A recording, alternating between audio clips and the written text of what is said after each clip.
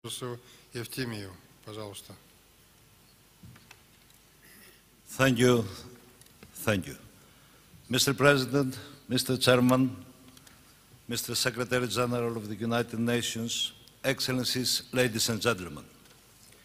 It is a pleasure and an honor for me to address this summit, the first OSCE event of such magnitude in 11 years. I wish to express my great appreciation to the Kazakh chairmanship for convening the summit, to congratulate them for a very successful term in office, and to wish equal success to the incoming Lithuanian chairmanship. Excellencies, today we find ourselves at the crossroads for the entire planet, not just for the OSCE. The OSCE was created in the 1970s thanks to the remarkable courage of our political leaders at the time. As the sole organization in the sphere of security that includes 56 countries, spanning such a broad geographic region, the OSCE is indeed unique. Without doubt, its key achievement is the vital contribution to the transition from a bipolar world to a more integrated security space. But it is no secret that today the OSCE is facing an identity crisis, and the roots of this crisis can thankfully be identified. The political dialogue that had sustained our organization since its inception has failed to steer us to a common direction. Moreover, the lack of mutual trust prevents our collective decisions and undermines our ability to deal with the regular workload of the organization. This lack of trust is even more serious when we have to resolve crises, respond to challenges, or exploit opportunities. Thus, we find ourselves here in Astana contemplating Hamlet's proverbial question at the Helsingborg Castle: to be or not to be, or even how to be. In politics, this question needs an answer linked with a plan for the future. Only in such a case can we enter a new historical phase of our organization, and this decision is in our hands today. Change must begin at the political level, with true political initiatives. And Ariadne's clue already exists. It came into being with the Corfu process nearly a year and a half ago. Political change must rebuild trust among members of the organization and create a genuine security community, a comprehensive architecture for security in the entire Euro-Atlantic and Eurasian area. Moreover, it must focus on results, as I'm afraid action orientation is not among our strongest points. Change at the political level must be matched by change in our operation.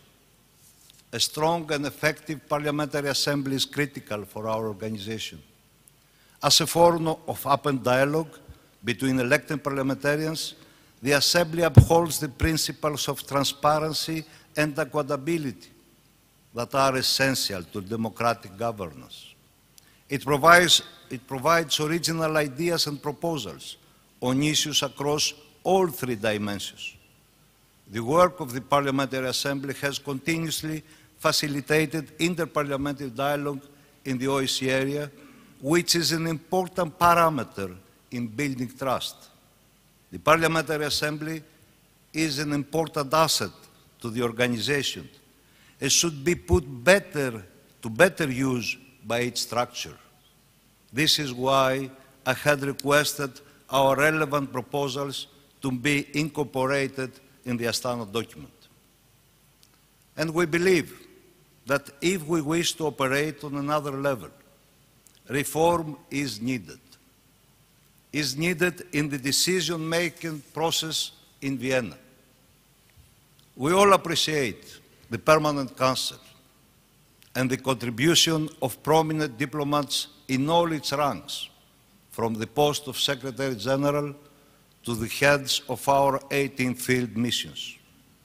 Yet, the workings of the Permanent Council require transparency and accountability. They can no longer take place behind closed doors. Moreover, we believe that we should function along the lines of other analogous international organizations. In particular, in the PA, we believe and we propose that the top-ranking positions of the position of Secretary General or even the Director of ODIHR should be filled following a major search among top candidates in order to select individuals of high political caliber. This is, we believe, an additional way to increase the visibility, enhance the functioning, and deepen the role of our organization. Excellencies, there is no doubt about how much lies at stake here in Astana, and we don't have the luxury to let it fail. We need this unique organization because protracted conflicts and their consequences still affect the future of the OSCE, and because force is unfortunately still made use of. We also need this organization because internal strife and division in the OSCE area remains a grim reality, and serious violation of human rights and fundamental freedoms remain commonplace. This organization is also needed because democratic development is uneven and at times even reverses, because climate change, illegal migration, and technological advancement present us with new challenges and opportunities, and because instability also remains a problem in neighboring regions.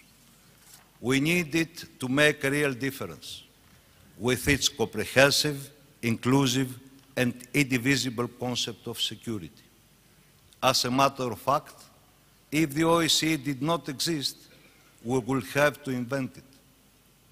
It is clear that the process of revitalizing our organization has only started, and the challenge at hand is analogous to the birth of our organization back in the 1970s, and must succeed.